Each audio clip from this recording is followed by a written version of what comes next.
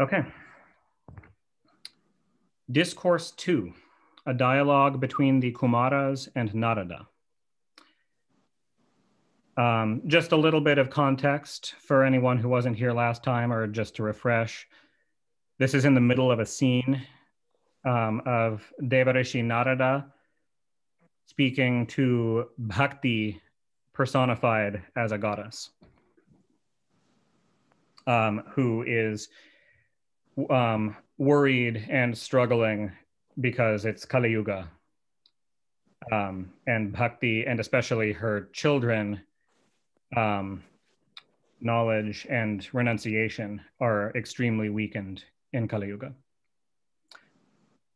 Narada began again. In vain do you vex yourself, O young woman.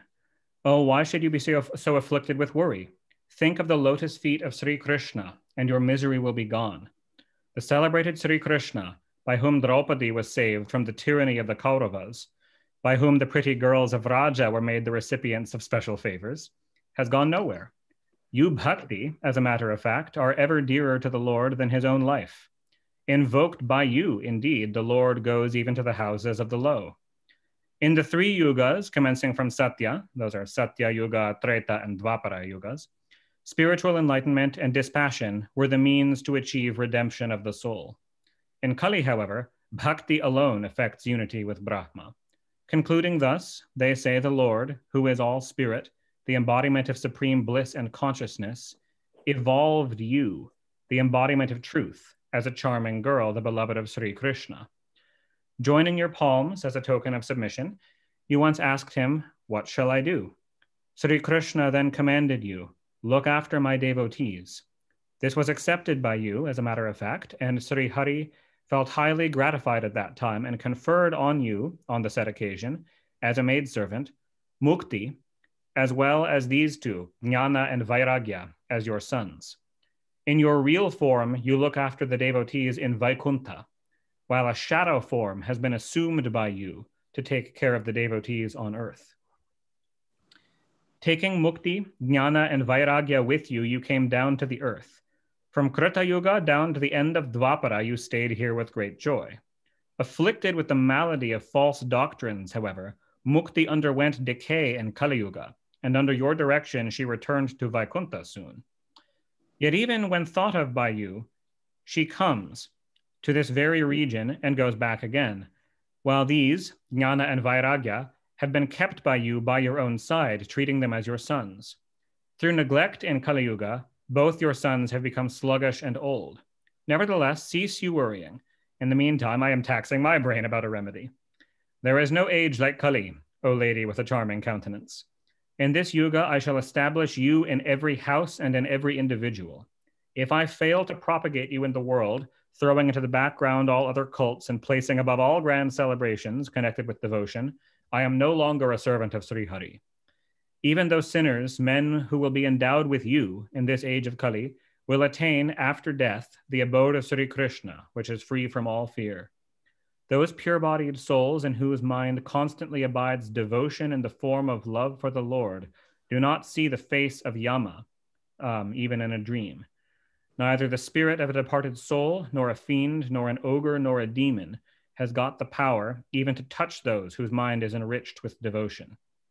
Sri Hari can be won neither by means of austerities, nor through the study of the Vedas, nor through spiritual enlightenment, nor even through righteous action. He can be won only through devotion. The cowherdesses of Raja bear testimony to this. Fondness for devotion is in fact engendered in the mind of men after thousands of lives. In Kali Yuga, in the age of Kali, bhakti alone is supreme. As a result of bhakti, Sri Krishna reveals himself and stands at our very door. Those who are hostile to bhakti suffer in all the 3 worlds. In the past, the sage Durvasa, who reproached a devotee in the person of King Ambarisha, came to grief. Having done with the observance of sacred vows, have done with undertaking pilgrimages to sacred places, have done with spiritual disciplines, have done with sacrificial performances, and have done with discourses on spiritual enlightenment. Bhakti alone is capable of conferring liberation. Sutta resumed. Sutta is the sage who is narrating this conversation. Hearing thus of her own glory, as ascertained by Narada, Bhakti got enriched with the fullness of all her limbs and spoke to him as follows. Bhakti said, O Narada, you are really blessed. Your devotion to me is unflinching. I shall ever abide in your heart and shall never forsake you. My agony has been dispelled by you in a moment, compassionate as you are, O pious soul. Consciousness, however, has not yet returned to my sons. Therefore, pray, awaken them, bring them back to consciousness. Sutta continued, Narada was filled with compassion to hear the appeal of bhakti, and began to rouse them, pressing them with his fingers. Taking his mouth near their ears, he shouted clearly as follows, O Jnana, wake up at once. O Vairagya, wake up. Being roused again and again on that occasion by him through the chanting of Vedic and Upanishadic texts, recitations of the Gita, and so on, they rose somehow with great exertion. Full of languor as they were, both began to yawn and could not open their eyes to see. Their hair had grown white like the down of a heron, and their limbs, reduced to a bare skeleton, looked like pieces of dry wood. The moment he perceived them, emaciated by hunger and inclined to fall asleep again, the sage Narada felt worried and said to himself, What should be done by me now? Oh, how can their sleepiness and old age, which is even more formidable, disappear? Pondering thus, O Shaunaka, a scion of Bhrigu, he, Narada, put himself in the mind of Sri Krishna, the protector of cows. Presently a voice was heard from the heavens, saying, O sage, do not feel dejected. This effort of yours will prove fruitful, no doubt. For this, however, O celestial sage, perform you duly a righteous act. Saints who are the holiest of the holy will point out to you that act. When that noble act is performed, their old age, including their sleep, will disappear in a moment, and bhakti will spread all around. The voice from the heavens to this effect was clearly and perceptibly heard by all. Narada was struck with wonder and said, What it means is not understood. The voice from the sky, too, has spoken in a mysterious way. I wonder what may be the act which will have to be performed, in order that the object of these two may be accomplished. Where will those saints be found, and how will they impart the knowledge of that practice? What should be done by me at the present moment, as enjoined by the voice of the heavens? Sutta went on, Leaving both there, the sage Narada departed, going forth from one sacred place to another, and making inquiries of the great sages on the way about the virtuous act hinted at by the voice from the heavens. The story was heard by all. No conclusive reply was, however, given. Some declared the malady as incurable, while others said the remedy was difficult to ascertain. Still others, on the other hand, remained mute, while some evaded the issue and slipped past, thinking it imprudent to hazard a statement. A tumultuous uproar, causing wonder to all, rose in all the three worlds. People whispered from ear to ear, when the trio consisting of Bhakti, Jnana, and Vairagya did not rise, even though awakened through the chanting of the Vedas and Upanishads and recitations from the Gita, there is no other remedy. How can that which is not personally known as a matter of fact, even to Narada, be pointed out by ordinary human beings here on earth? In this way, by the hosts of seers questioned on this point, the remedy was declared, after due deliberation, as difficult to make out. Tormented with anxiety, Narada thereupon came forthwith to Bhadrakashrama. Bhadrakashrama is a place in India. Today it's mostly called Badrinath in the Himalayas. There he said to himself, I shall practice ascesis here, and made up his mind to gain that object. Meanwhile, Narada, the foremost of sages, saw in front of him the great sages, Sanaka and his three brothers, shining like millions of suns, and spoke to them as follows.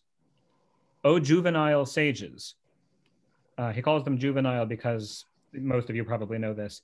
Their bodies are eternally the bodies of young children, even though they're actually millions of years old. My meeting has taken place with you through great good luck. Pray have compassion on me and tell me quickly what I should do. You are all great yogis, highly learned and wise. Though looking 5 years of age each, you are older than the oldest. Having your permanent abode in Vaikuntha, you remain constantly engaged in chanting the names and glories of Sri Hari. Drunk with the charm of the nectar-like stories of the Lord's pastimes, you subsist on such stories alone. Sri Hari alone is my savior. This formula ever plays on your lips, as a matter of fact. Hence, old age is directed by Kala, the time spirit, does not harass you. At the mere contraction of your eyebrows in the days gone by, Jaya and Vijaya, porters of Sri Hari, sank down at once to the earth, and it was by your grace that they rose back to Vaikuntha. Oh, your sight at this juncture has been secured through great good luck. Favor must be done by your gracious selves to me, wretched as I am. Pray tell me, what may be the spiritual practice that was hinted at by the voice from the heavens, and how should it be gone through by me? Kindly describe it in detail. How can satisfaction be caused to bhakti, jnana, and vairagya, and in what manner can they be lovingly and diligently established in all grades of society? The Kumaras said, do not worry, O celestial sage. Make your mind happy. There is already, in actual existence, an easy way to do this. Oh, blessed you are, O Narada, who are the crest jewel of those who have turned away from the pleasures of sense.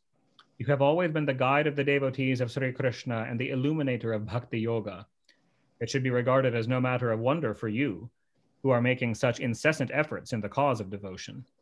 It is but proper on the part of a servant of Sri Krishna to make constant endeavor to establish bhakti on a sound footing.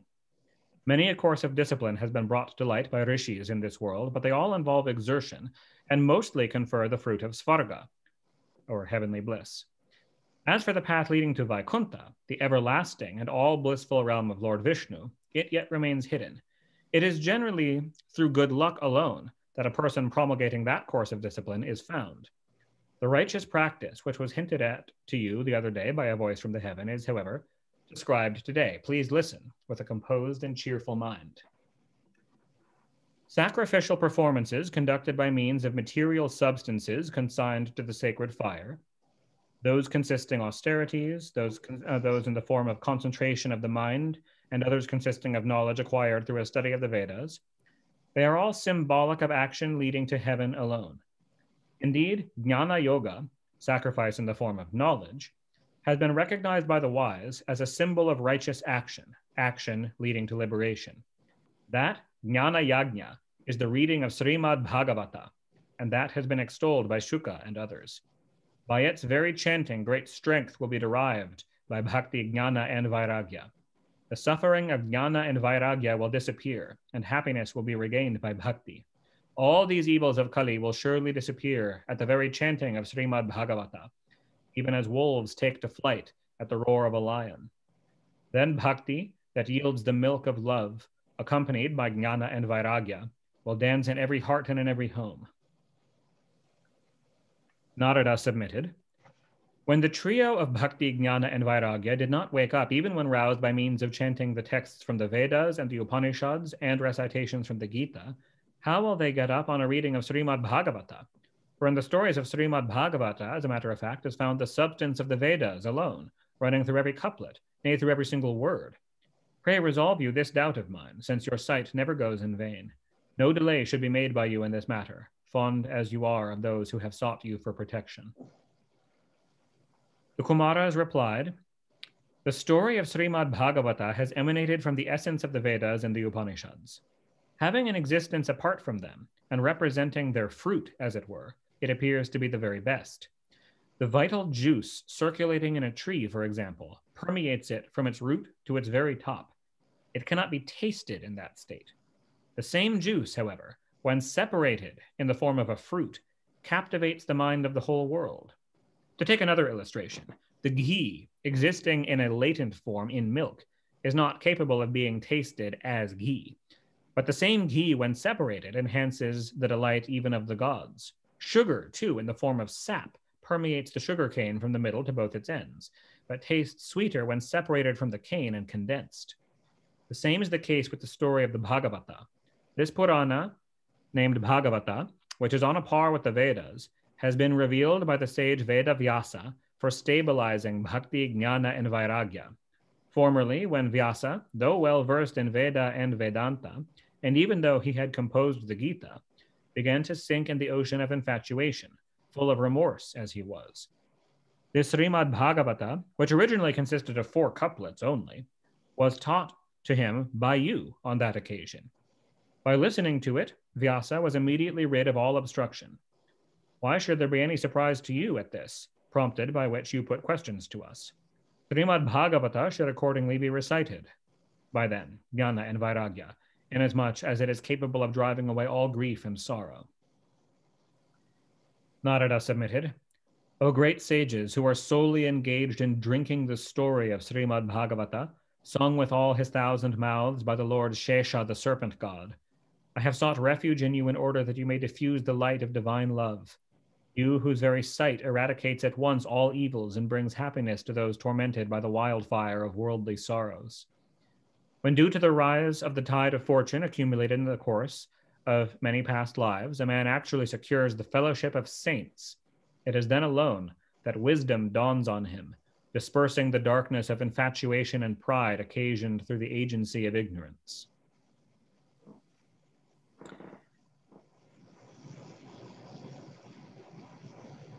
Narada submitted. With the object of stabilizing bhakti, jnana, and vairagya, I shall now zealously perform a jnana yagya, illumined by a reading of Srimad Bhagavata, the scripture expounded by the sage Shuka. The place where this sacrifice should be performed by me may now kindly be pointed out to me. The glory of Srimad Bhagavata may also be stated by you, masters of the Veda. In how many days should a reading of Srimad Bhagavata be heard, and what procedure should be adopted in it? Pray tell me that on this occasion. The Kumaras replied, Listen, O Narada, we shall tell you all this, humble and discreet as you are. Near Haridwara, the gateway of the holy Ganga, so called because it enters the plains here, on the riverbank is a place known by the name of Ananda. It is inhabited by numerous hosts of rishis and frequented by gods and siddhas who are endowed with mystic powers by their very birth. It is crowded with various trees and creepers and overspread with fresh and soft sands. The place is charming to look at and situated in a sequestered area. It is ever charged with the sweet odor of golden lotuses. Animosity towards one another does not abide in the mind of living beings dwelling near that place. A jnana yagna may be commenced there by you without taking any special pains over it, and you will find that the reading of Srimad Bhagavata there will be full of unprecedented charm. Bhakti too will appear there in person, placing in the forefront the aforesaid pair, jnana and vairagya, always lying before her devoid of all strength and with a body worn out with age. Bhakti and her two sons must reach there where a reading of Srimad Bhagavata is going on. The said trio gets rejuvenated, as it were, on hearing the words of the story. Sutta resumed. Having spoken thus, the aforesaid Kumaras with Narada went thence together to that bank of the holy Ganga, impatient to enjoy the story of Srimad Bhagavata. As they reached the bank, there rose at once an uproar in the terrestrial region, and the realm of the gods as well, as well as in Satyaloka, the realm of Brahma, the creator. All those who were keen to enjoy the taste of the Lord's stories, and first of all the votaries of Lord Vishnu, came running to drink the nectar-like story of Srimad Bhagavata. The sages Bhrigu, Vasishta, and Chavana, Gautama, Medhatiti, Devala, Devarata, and Parashurama, even so Vishvamitra, the son of Gadhi, Shakala, Markandeya, the son of Mrakandu, Lord Dattatreya, and Pippalada, Vyasa and his father Parashara, both masters of yoga, Chaya Shuka, and all the hosts of sages, the foremost of whom were Jajali and Jahnu, arrived along with their wives, accompanied by their sons and pupils, and full of excessive longing to listen to the story. So came there the Upanishads and the Vedas, mantras and tantras, the 17 Puranas, meaning the 17 other Puranas beside the Bhagavata Purana, and the 6 Shastras, systems of philosophy, rivers such as the Ganga, Pushkara, and the other lakes, holy places, all the 4 quarters, as well as Dandaka and the other forests, all in a living form. Mountains, etc., as well as gods, Gandharvas, and demons went there. The sage Bhrigu persuaded and brought there even those who did not come because of their importance.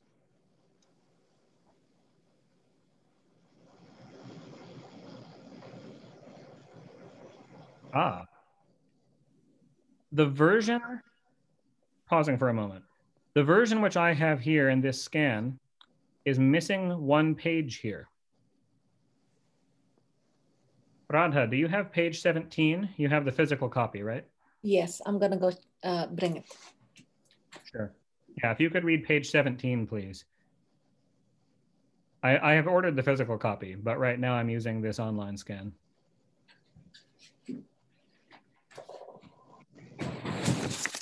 Page 17, you said?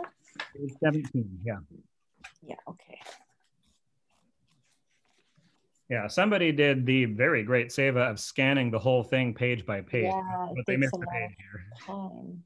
Okay, 17, which one is that? It should be, Discourse 2?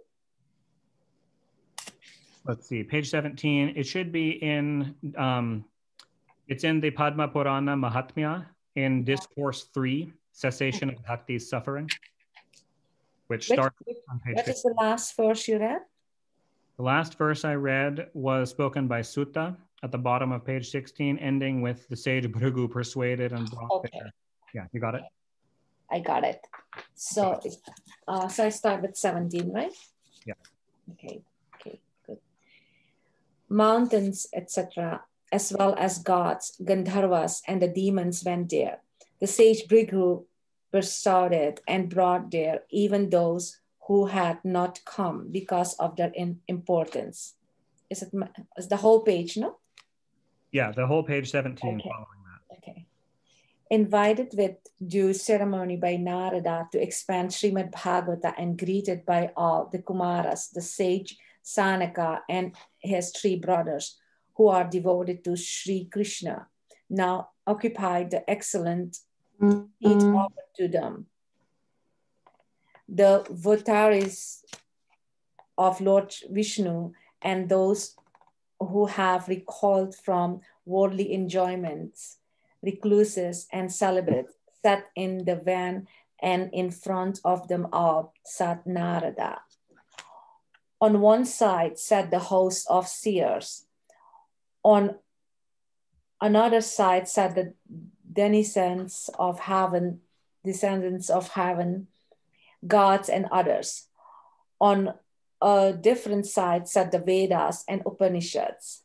On one side sat the deities presiding over the tritas, sacred places, that's what it means, while another sat the ladies. Shouts of glory, shouts of greetings, and blasts of conches were heard. There was a tremendous shower of red powder, flowers, and parched grain of paddy. Many a leader of the gods mounted this aerial cars and covered all those assembled with with flowers of the wish-yielding tree. Sutta continued, when they were all seated as aforesaid and had concentrated their mind, the Kumaras began to describe in clear terms the glory of Shrimad Bhagavata to the high-souled Narada as follows. The Kumaras said, we now proceed to tell you the glory of Shrimad Bhagavata, the scripture expounded by the sage Sukha, through the mere hearing of which liberation is secured within one's palm, as it were. One should constantly attain and constantly listen to an exposition of Shrimad Bhagavata, through the hearing of which Sri Hari takes up his abode in one's heart.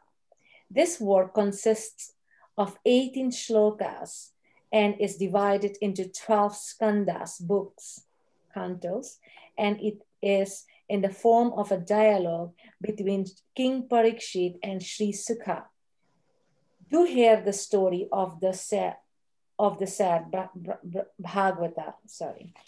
A man revolves on this wriggling of transmigration through ignorance, through only so long as the story of Shrimad Bhagavata does not enter his ear, even for a moment. You have it now? Yes, thank you.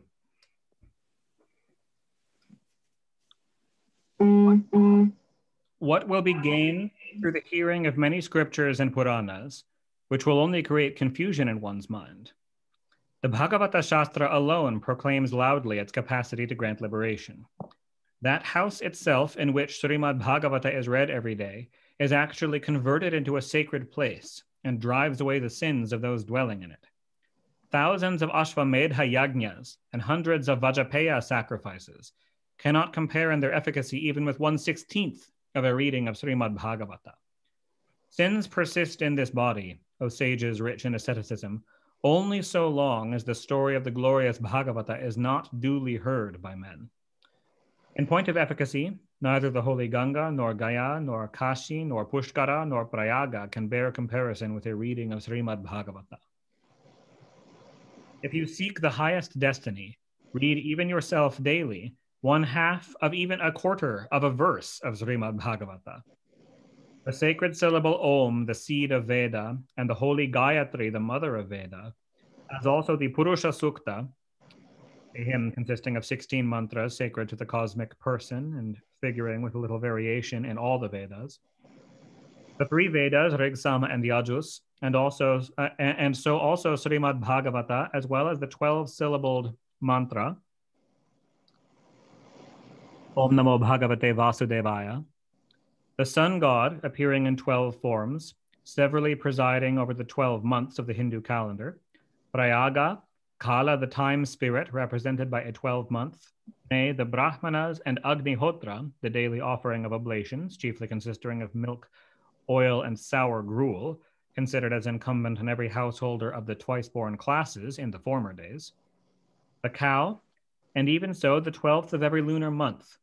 Also the holy basil plant, Tulsi, and the vernal season, consisting of the 2 months, Chaitra and Vaishakha, roughly corresponding to March and April of the English calendar, as well as Lord Vishnu, the Supreme Person. No distinction in reality is recognized by the wise among these, all of the things that were there listed. The sins committed in crores of lives by the man who intelligently reads the whole of the scripture, known by the name of Srimad Bhagavata, without a pause, gets rooted out. There is no doubt about it.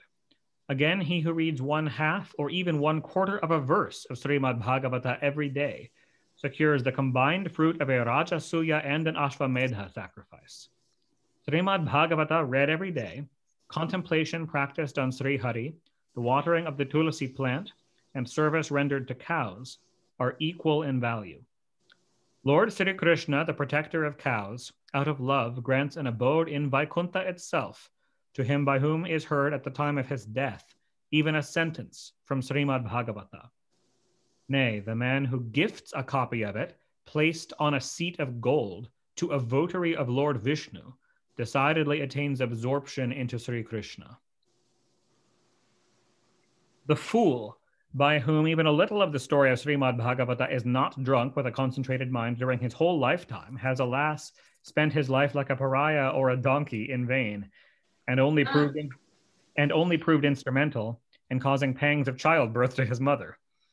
That fellow of sinful deeds, by whom not even a few words of Srimad Bhagavata, consisting of a discourse of Sri Sukha to Parikshit, have ever been heard, is depicted as a living corpse. Leaders of the community of gods in heaven speak of such a man like this. Fie upon such a man, who is on a level with the beasts and a veritable burden on earth.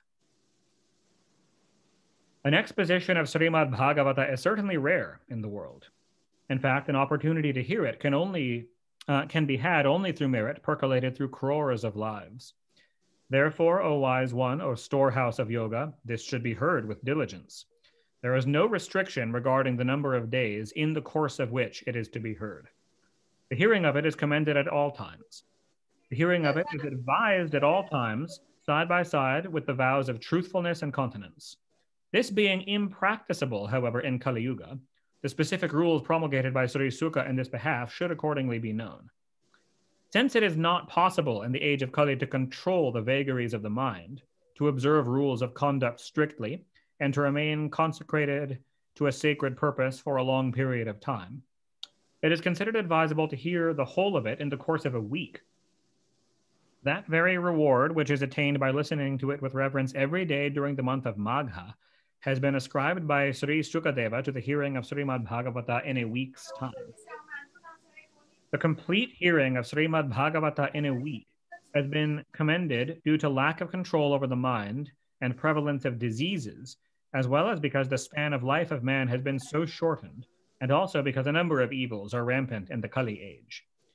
One bids fair to attain with ease, through the hearing of Srimad Bhagavata in a week, that fruit in its entirety which cannot be attained through ascesis, nor through concentration of mind, nor again through samadhi, or complete absorption of the mind in the universal spirit.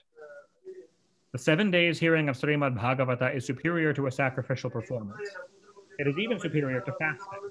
It is far superior to ascesis, and is even superior, and is ever superior to a visit to sacred places. It is superior to yoga. It is superior even to meditation and spiritual enlightenment. What shall we say if it's superior? Oh, the wonder of it is that it is superior to Somebody everything. needs to mute their phone, please.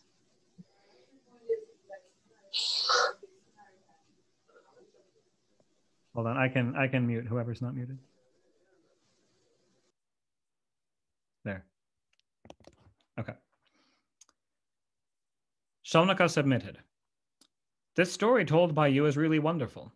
But how has the Bhagavata Purana, revealing as it does the true nature of Lord Narayana, the cause even of Brahma, a master of yoga, proved efficacious at the present moment as a means to final beatitude, superseding all other disciplines, such as spiritual enlightenment?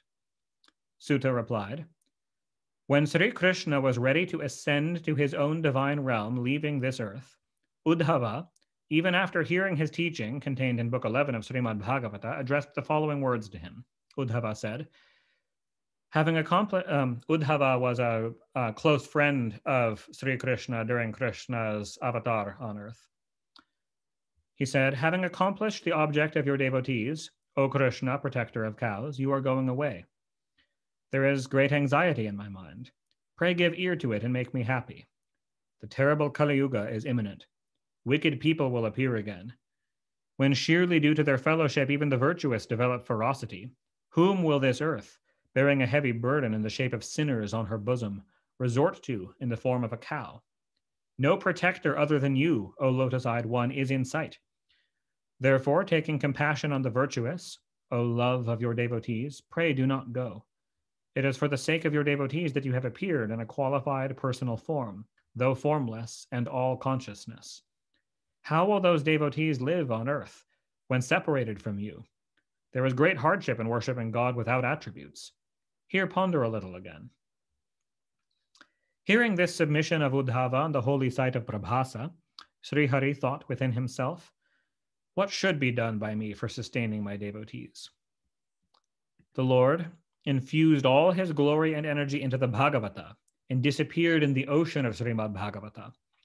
This constitutes, therefore, a visible, verbal manifestation of Srihari.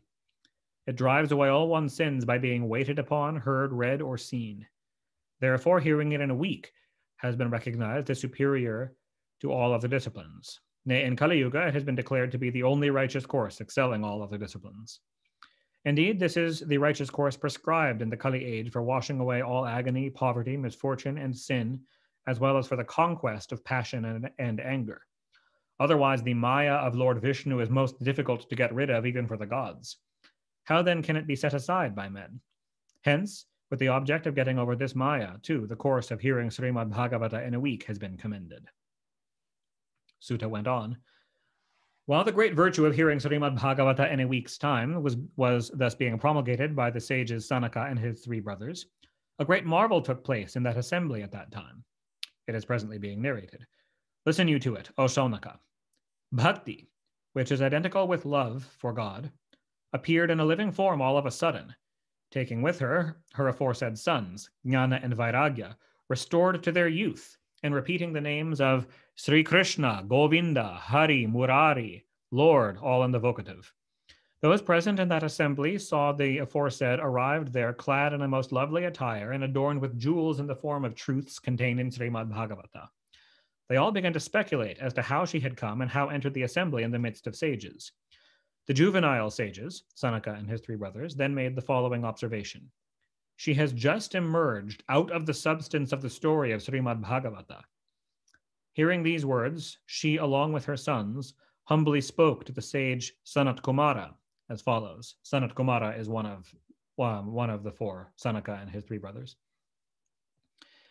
Bhakti submitted, almost dead in Kali Yuga, I have been reinvigorated by you and your brothers this very day, having been fed with the nectar-like story of Srimad Bhagavata.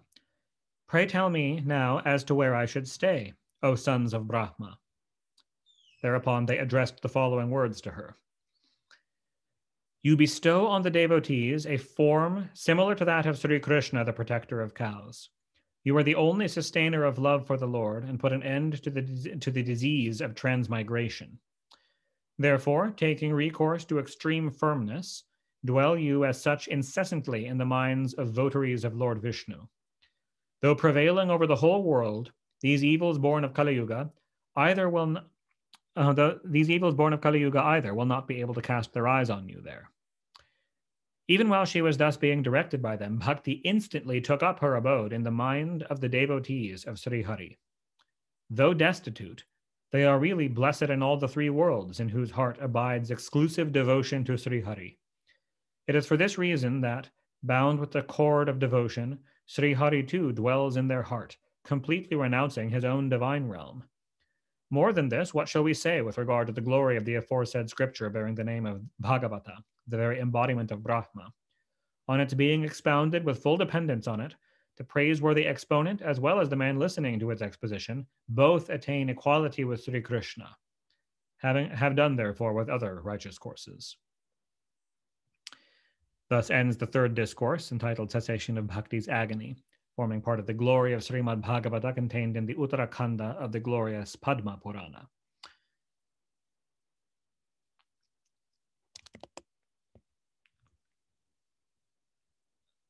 Just to remind everyone, I'm not sure how much longer Zoom is going to let us go. You might get kicked out. So if that happens, I'll pause, of course, and you can just click on the same link you clicked on the first time and you should get right back in. I might have gotten an extension, so we might have some more time. So for now, I will continue with Discourse 4, Redemption of a Brahmana, Atmadeva. Sutta began again. Now perceiving extraordinary devotion in the mind of his devotees, the Lord, who is so fond of his devotees, entered the sinless hearts of his devotees, leaving his own realm. He had a garland of sylvan flowers about his neck, was dark brown as a rainy cloud, was clad in yellow silk of exquisite texture, stole the mind of all by his extreme comeliness of form, was resplendent with a shining girdle, and was adorned with a brilliant diadem and alligator-shaped earrings. He stood in a lovely pose with his body slanting at 3 places, and was decked with the charming Kaustubha, a diamond-like gem hanging on his breast. He possessed the grace of millions of cupids, and was daubed with heavenly sandal paste, was an embodiment of supreme bliss and consciousness, most charming in aspect, and held a flute against his lips. The denizens of Vaikuntha, as well as those like Uddhava, who are devoted to Lord Vishnu, were present there under disguised character with the object of listening to the story. Then, on the appearance of the Lord, shouts of glory, glory to the Lord, and blasts of conches were repeatedly heard. There was an unusual abundance of joy, and showers of red powder and flowers from above. Those present in that assembly forgot all about their body, dwelling, and even their own self. Perceiving this state of their absorption, Narada submitted as follows. Such transcendent virtue emanating from the hearing of Srimad Bhagavata in a week has been witnessed by me today, O great sages. Even those who are ignorant and wicked, including beasts and birds here, have all become most sinless. Therefore, in the Kali age, there is certainly no other holy act on earth, the region of mortals, as efficacious in purifying the mind as well as in wiping out the heaps of sin as the story of Srimad Bhagavata. Pray tell me what types of individuals get thoroughly purified through a 7 days yajna consisting of an exposition of Srimad Bhagavata. Keeping in view the good of the world, an altogether novel method has been brought to light by you, compassionate as you are. The Kumaras said, those men who constantly perpetrate sinful deeds, who are ever addicted to immoral practices, who take to evil ways, who are consumed by the fire of anger, and who are wicked and full of passion, are purified in Kali Yuga through a 7 days yajna, as aforesaid. Even those who are devoid of truthfulness, who revile their parents, who are restless due to thirst for pleasures, who do not follow the duties of their ashrama, who are hypocrites, who are jealous of the achievements of others, who take delight in destruction of life, become holy through a 7 days yajna in Kali Yuga. Those who commit the 5 great sins, drinking, killing a brahmana, stealing gold, having intercourse with the wife of one's preceptor. Yeah.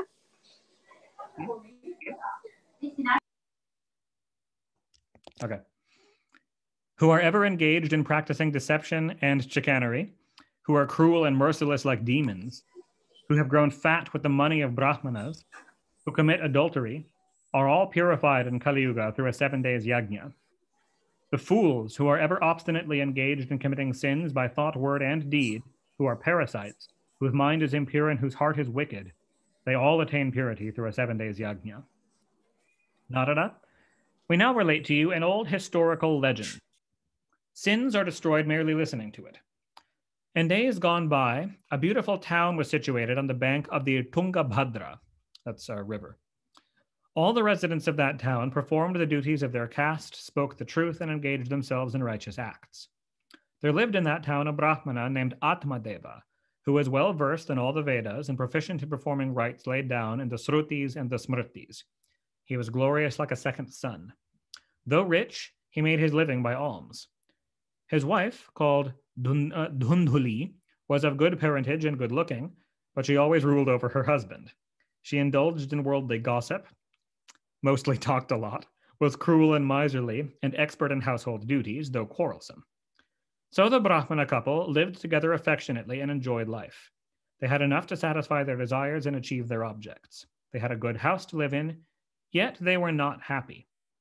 When they became aged, they commenced righteous deeds with the object of having an issue. They started meaning to have children.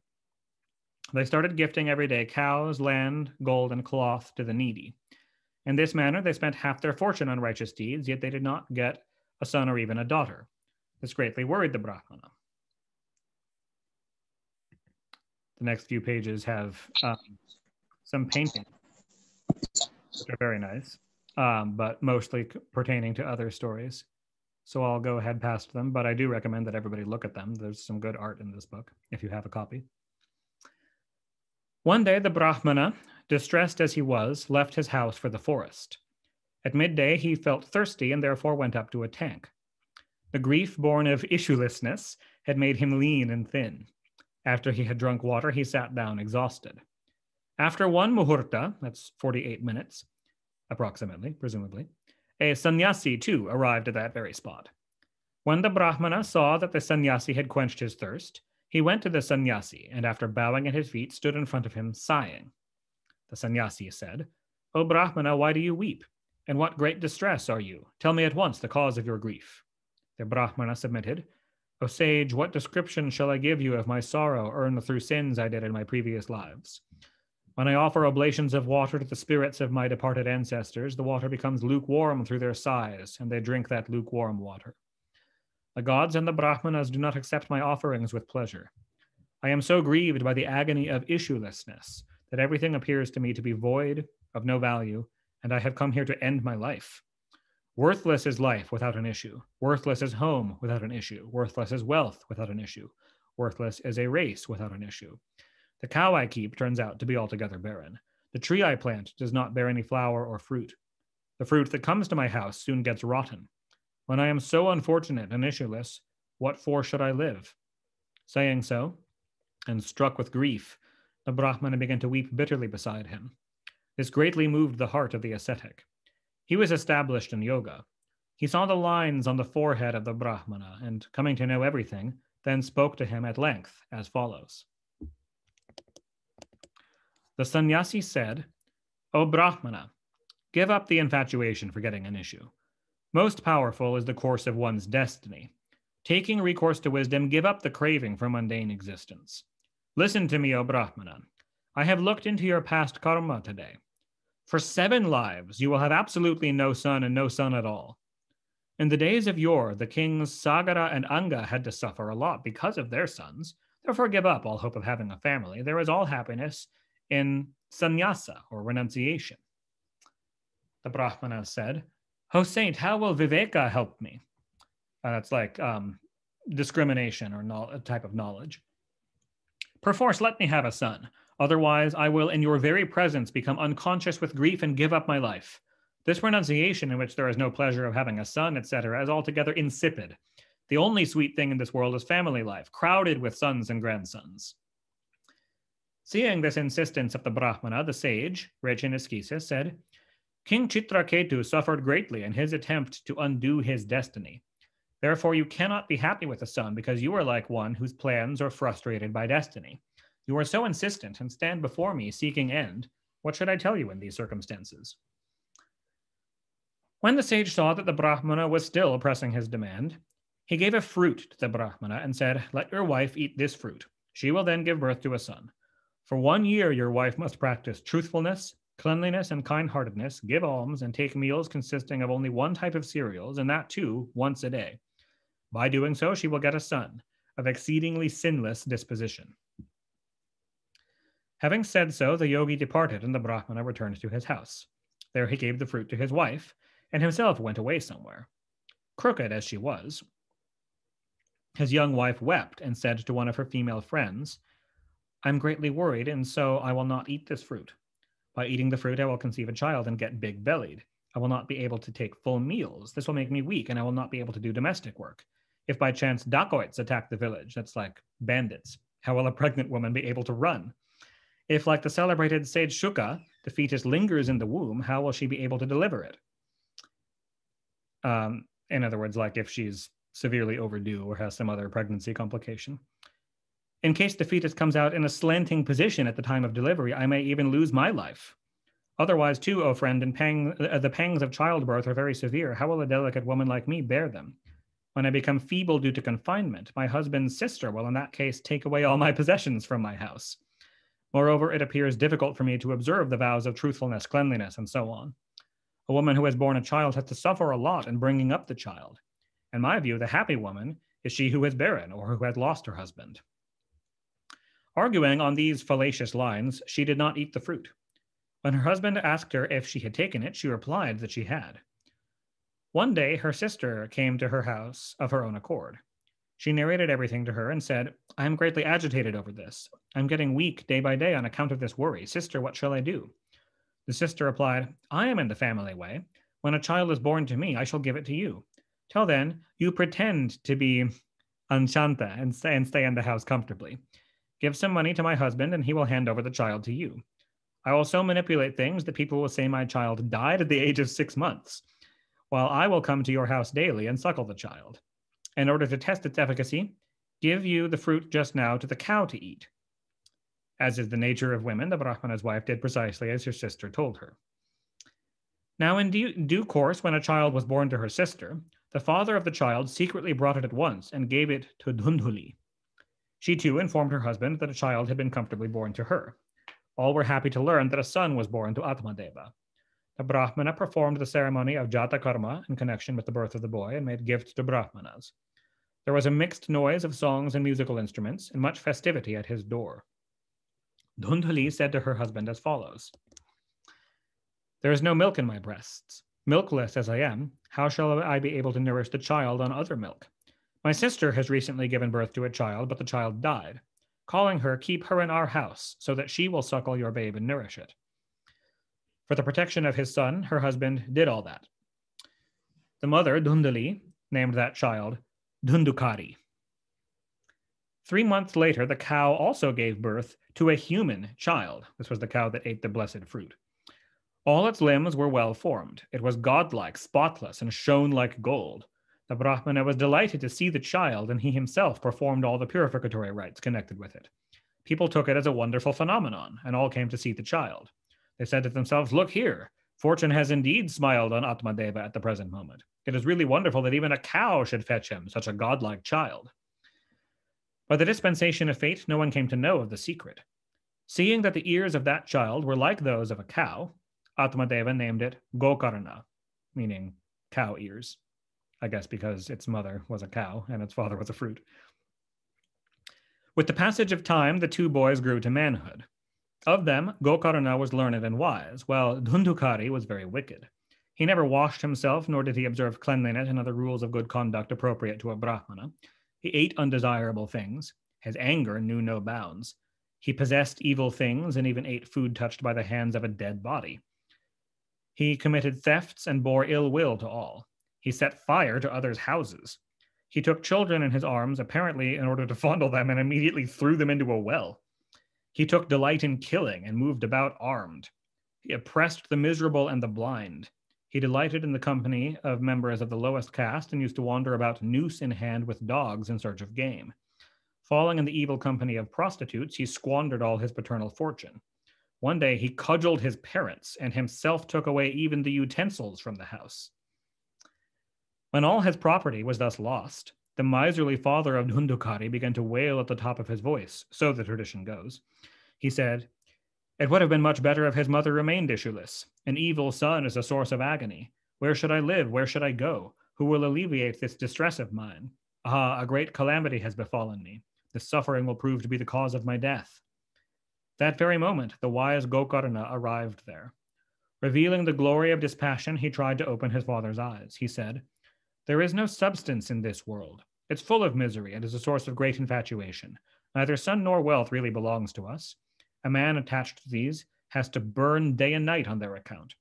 Happiness neither belongs to Indra, the king of gods, nor to a universal monarch. He alone, who is disgusted with the pleasures of sense, is given to contemplation and lives in seclusion, is really happy. Give up this silly notion that Dhundukari is your son. Through infatuation, one's lot is cast in hell. This body of yours is bound to fall. Therefore, renounce everything and retire to the woods." Hearing this admonition of Gokarna, his father decided to go to the forest and said, "O son, point out to me in detail what I should do while living in the forest. A fool as I am, bound by ties of affection, I have lain as a cripple in the deceptive well of mundane life due to my past karma. Surely lift me up, O storehouse of compassion." Gokarna continued, "Cease you to identify yourself with a body consisting of bones, flesh, and blood. Give up forever the feeling of meum with regard to wife, son, and so on. Constantly look upon this world as momentary. Taste the joy of dispassion and be established in devotion to the Lord. Constantly practice the virtue of remembering the Lord. Abandon all temporal duties. Wait upon saintly persons and give up the thirst for the pleasures of sense. Ceasing at once to dwell on the shortcomings and excellences of others, enjoy you exclusively the delight of serving the Lord and listening to his stories." Renouncing his home in response to his son's advice, Atmadeva withdrew to the forest. Although he was on the wrong side of 60 at that time, he was a man of firm determination. Engaged day and night in service to Sri Hari, he attained to Sri Krishna by regularly reading Book 10 of Shrimad Bhagavata. Sutta continued, his father having retired to the woods. Well, actually, let me ask. Do we want to keep going? We've been going for about an hour today. I'm happy to continue. Does everyone want some more? I'm happy to hear. Okay. It's great. Let's continue. Okay. I'll keep going. So, Sutta continued. His father having retired to the woods, Dhundukari severely beat his mother one day and threatened her, saying, "Tell me where the money is, or else I will thrash you with a burning stick." Afraid of this threat, and grieved by the ill treatment received from the son, the mother threw herself into a well at night and died of the fall. Established in union with God, Gokarna, her other son, experienced no sorrow or joy. He had no enemy or friend, and left on a pilgrimage. Dhundukari stayed in the house with 5 prostitutes. His understanding having been confounded by his anxiety to maintain them, he began to perpetrate the most heinous acts. One day, those unchaste women sought ornaments of him. With that end in view, he went out of the house, blind with passion and forgetful of his death.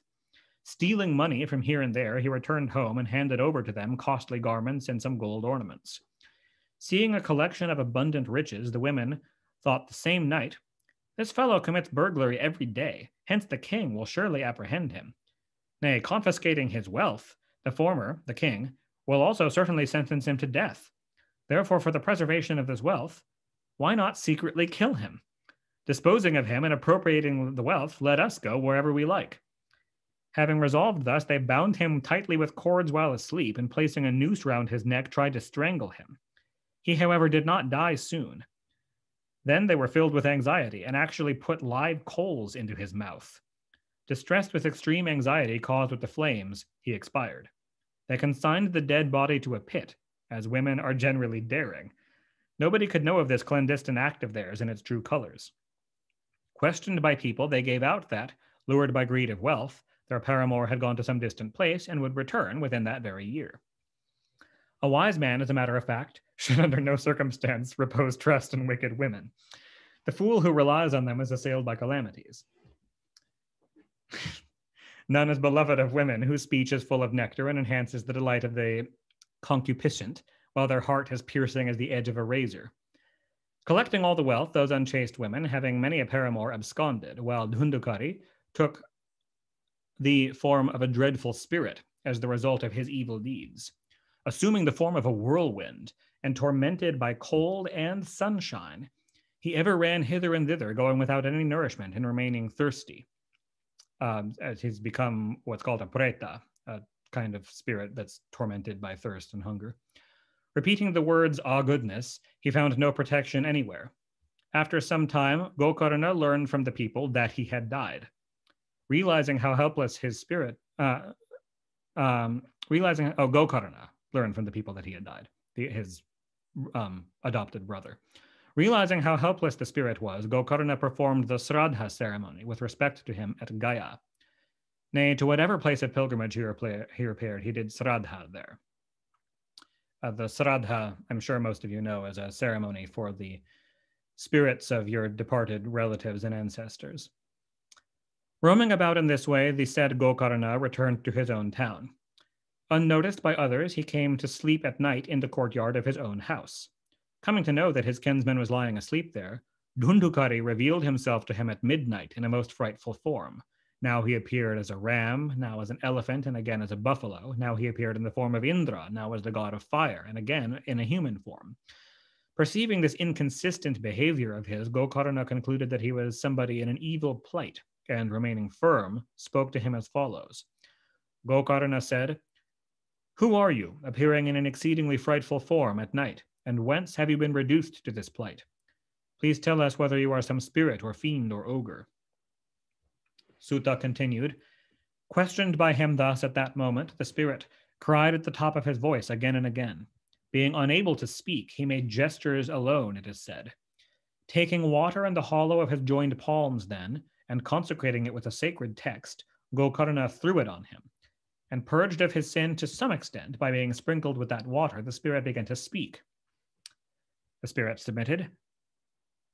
"I am your brother, Dhundukari by name. The status of a Brahmana was forfeited by me through my own fault. Numberless sins were committed by me, revolving in the plane of rank ignorance. I killed many men, and as such was in my turn tortured to death by public women. Attaining the form of a spirit, in consequence of this, I am undergoing a miserable plight. As my sinful deeds are fructifying now, as ordained by Providence, I subsist on the air alone. O friend, O brother, ocean of compassion as you are, redeem me soon." Hearing his appeal, Gokarna forthwith spoke to him as follows. Gokarna said, "Oblation in the form of balls of cooked rice, etc., has been made by me for your benefit in accordance with the scriptural ordinance at Gaya." Gaya is a place, a holy place in India that's a traditional place to do the Sraddha rite for ancestors. "It is a matter for great surprise to me how you have not been liberated in spite of that. If no redemption has been brought about even through Sraddha at Gaya, there is no other remedy in this behalf, I'm afraid. Point you out in detail, O spirit, what should be done by me now." The spirit submitted.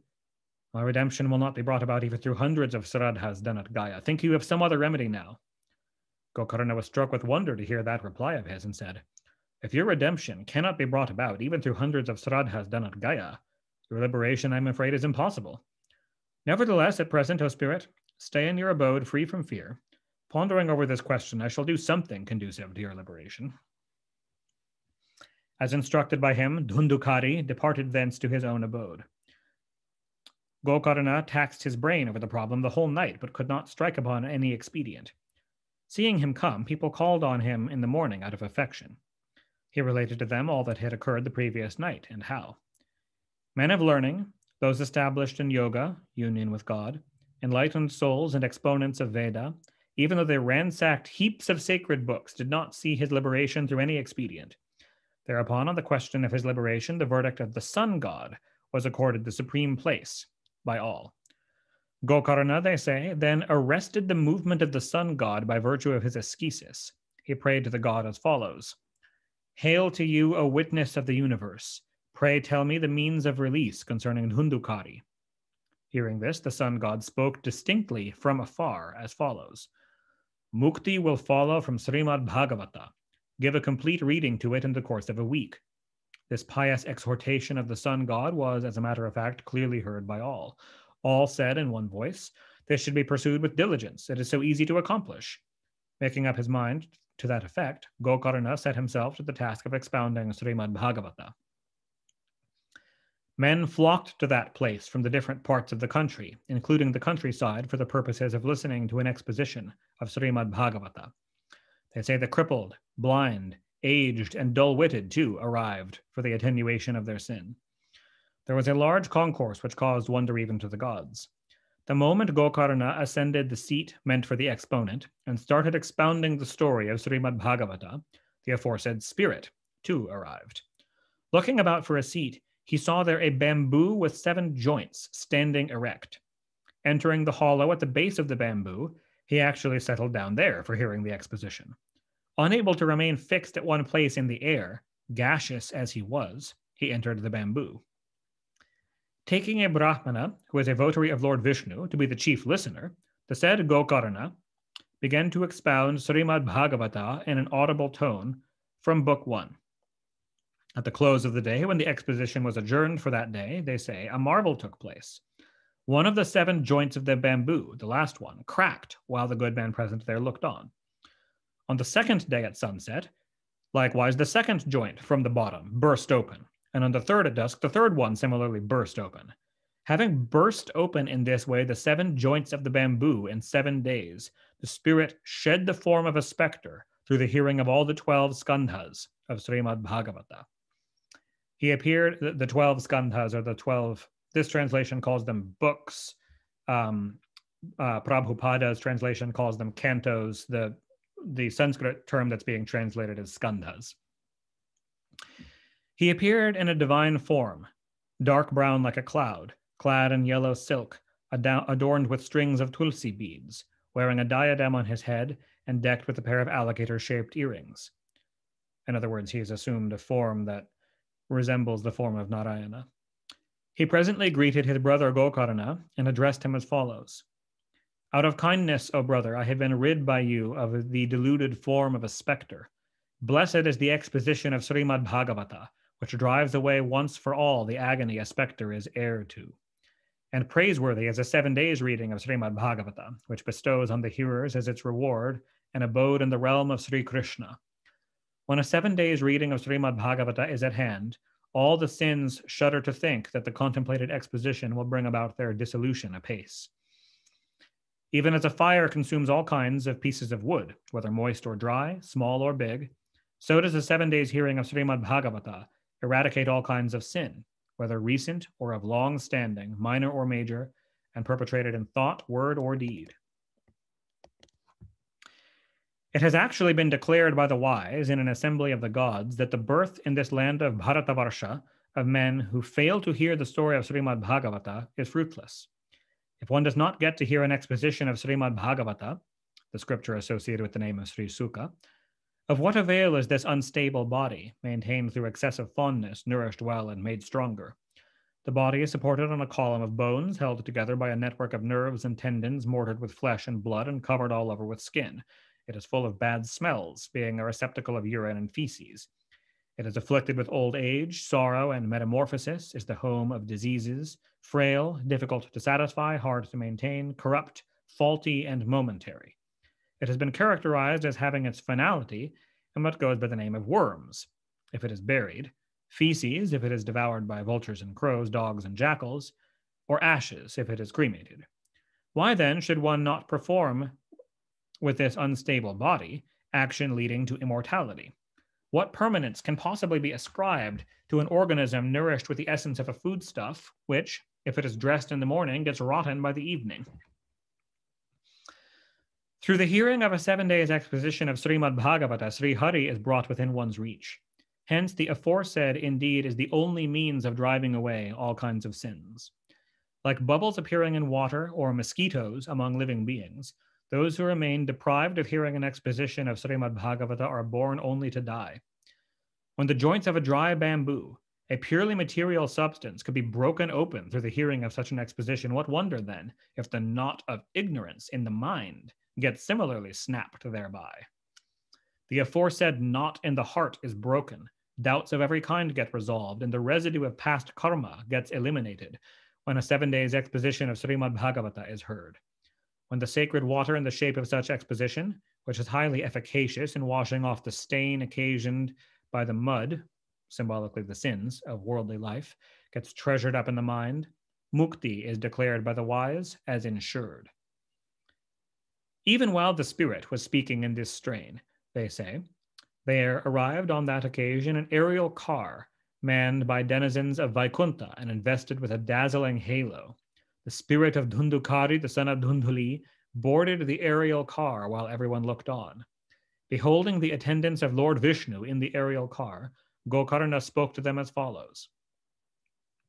On this very spot, there are many sinless souls that have listened to my discourse. How is it that aerial cars have not been synchronously brought by you for them?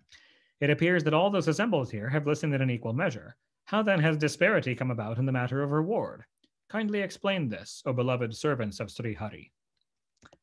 The servants of Sri Hari replied, the disparity in the matter of reward here has come about on account of diversity in hearing the exposition. Though it has been heard by all, it has not been reflected upon in an equal degree of intensity by everyone. Therefore has this disparity resulted in the matter of reward in spite of their common devotion in the shape of hearing the Lord's stories, O bestower of honor on others. The exposition was heard by the spirit of Dhundukari while abstaining from food and drink for 7 days and nights together. Cogitation, etc., was also thoroughly done by him with a composed mind. Infructuous is spiritual wisdom which is not firmly rooted. Hearing of scriptures is marred through listlessness. Counsel which is received with a doubting mind is lost, and fruitless is the muttering of a sacred text done with a restless mind. Damned is a tract of land destitute of devotees. Food offered for the benefit of a departed ancestor or relative to an unworthy recipient is lost. A gift made to one not versed in the Veda goes in vain, and a race which is devoid of good conduct is ruined. Faith in the words of a preceptor, the thought of one's wretchedness, the subjugation of one's mental aberrations, and unfaltering devotion to the hearing of Srimad Bhagavata, if these and other such virtues are accomplished, then alone is the hearing of Srimad Bhagavata efficacious. At the end of a second hearing of this scripture, all will surely attain an abode in Vaikunta. Lord Sri Krishna, the protector of cows, will personally take you, O Gokarna, to Goloka, his divine realm. Saying so, they all ascended to Vaikunta, the divine realm of Lord Vishnu, chanting in a chorus the names and praises of Sri Hari. In the month of Sravana, roughly corresponding to July, Gokarna gave an exposition of Srimad Bhagavata according to the same procedure in the course of a week once more, and they all heard it again. Now hear, O Narada, what happened at the end of the exposition. Sri Hari himself appeared, they say, along with his devotees in a number of aerial cars. Shouts of triumph and greeting issued from many lips on that occasion. Out of delight, Sri Hari himself blew his conch, Panchajanya, on the spot. And closely embracing Gokarna, Sri Hari gave him a form similar to his own. Sri Hari likewise instantly transformed other hearers into so many divine personages, dark brown of hue, clad in yellow silk, decked with a diadem and a pair of alligator-shaped earrings. All living beings that were present in that village, including dogs and men belonging to the pariah class, they too were given a seat in the aerial cars by the grace of Gokarna on that occasion. They were all transferred to the realm of Sri Hari, the destination of yogis. Delighted to hear the exposition of Srimad Bhagavata, the aforesaid Sri Krishna, the divine cowherd, who is so fond of his devotees, ascended with Gokarna to his divine realm Goloka, so dear to cowherds. Even as the residents of Ayodhya accompanied Sri Rama to his divine realm, Saketa, in the former days, so were they transported to Goloka, which is so difficult even for the yogis to attain. By only hearing an exposition of Srimad Bhagavata, they all actually reached that divine realm, which is ever beyond the reach of the sun, the moon, and the siddhas. What shall we tell you on this occasion? Hold on just a moment.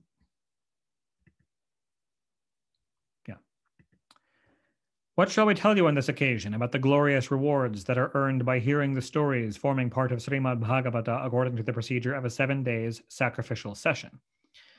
In short, those by whom even a single letter of the exposition of Srimad Bhagavata given by Gokarna was drunk with their ears, no more returned to a mother's womb.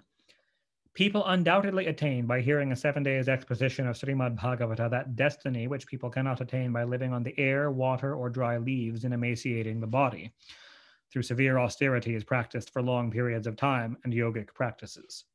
Staying in Chitrakuta, that's a holy region of hills in North India, the great sage Shandilya too reads out this sacred story while immersed in the bliss of oneness with Brahman, the Absolute.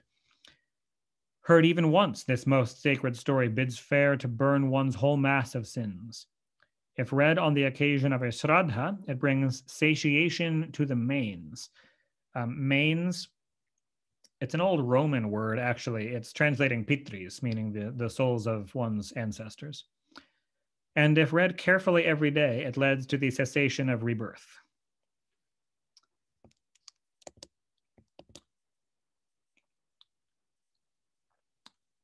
Thus ends the 5th discourse, a description of Gokarna's liberation, forming part of the glory of Srimad Bhagavata and the Uttarakhanda of the glorious Padma Purana.